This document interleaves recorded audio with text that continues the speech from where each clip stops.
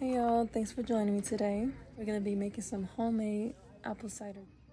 Now, my memory growing up with apple ciders is buying it as an adult. Yes, not sure how it was growing up with your family, but with my Asian household, we weren't that creative with apples. We had apple juice, just apples. But my favorite was crab apples. Still is, with the spicy dip. I want to say a lot of people love spicy and sour things. So now back to the apple cider, my fave. And years ago, my dad planted this apple tree in our backyard. And what better thing to do than apple cider?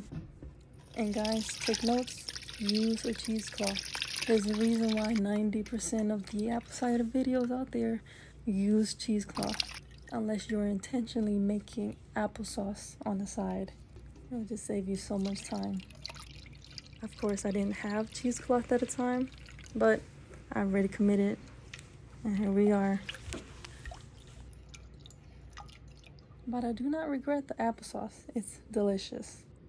And there you have it, guys. So if you have an apple tree nearby, or if you came back from picking apples from the farm, this is your sign to give it a try. So thanks for watching, everybody. Show some love, subscribe and like. I'll see you again next time.